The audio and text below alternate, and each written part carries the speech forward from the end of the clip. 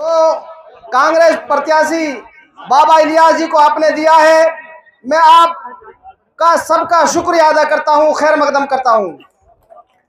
साथियों, ये जो चुनाव है 2024 का, ये चुनाव इलियास साहब या रईसा का बीच का चुनाव नहीं है। मैं इस चुनाव को इन दोनों के बीच से बहुत आगे देख के चलता हूं। ये जो चुनाव है, ये चुनाव नफरत के खिलाफ चुनाव है। जिस तरीके से देश में माहौल बनाया जा रहा है, जिस तरीके से देश में भाईचारे को बिगाड़ा जा रहा है, जिस देश में धर्म के नाम पर राजनीति की जा रही है और धर्म के नाम पर एक कम्युनिटी को टारगेट किया जा रहा है, ये चुनाव नफरत के खिलाफ चुनाव है।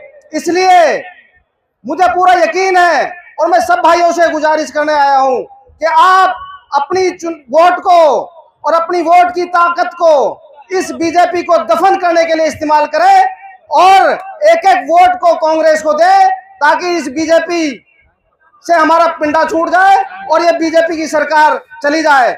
शुक्रिया, खुदा हाफिज। सम्मानित मंच और सम्मानित सभा, मैं सिर्फ दो बात कहने के लिए यहाँ खड़ा हुआ हूँ। शुरू में ये लग रहा था कि फिरोजपुर झिरका और नूहू की जो विधानसभा के प्रत्याशी हैं वो तो बहुत बड़े मार्जिन से जीत रहे, पुराना में टक्कर है, ऐसा शुरू में लग रहा था।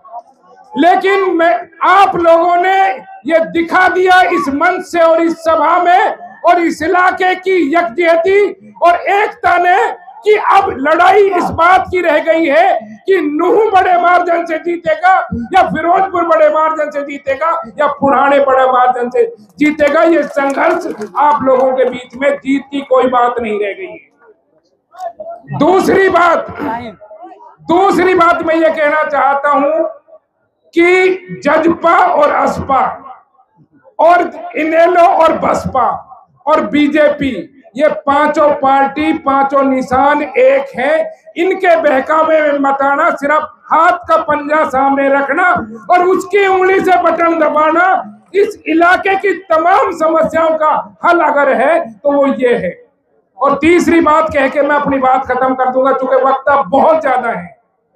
देखो, इतना कुणबा आपने देखा, कम से कम 11 प्रत्याशी थे जो निवेदन कर रहे थे कांग्रेस के टिकट के लिए, वो आपके मंच पर हैं।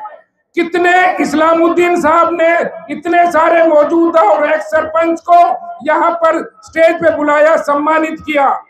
मैं चौधरी इलियास साहब और आयोजकों से ये कहना चाहता हूं कि जब कुणबा बड़ा हो जाता है तो जिम्मेदारी भी उतनी बड़ी हो जाती है।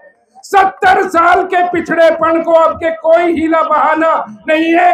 कांग्रेस की सरकार हरियाणा में बहुत बहुमत से बन रही है और मेवात की 5 सीटें कांग्रेस जीत रही है। जिम्मेदारी आपके पास बड़ी होगी, आपके पास कोई बहाना नहीं होगा कि अब के ये काम नहीं हुआ। और चौथी बात यह है कि देखो, हम तो आवाज उठाने वाले हैं। अगर अब की बार भी कोई बात खड़ी हुई तो जितने लोगों ने आप लोगों को यहाँ 3 घंटे से बिठा के रखा है, इन सब लोगों का गिरबान भी हम पकड़ेंगे कि अब के बार कोई हीला बहाने करने की जरूरत नहीं। बहुत बहुत शुक्रिया, धन्यवाद।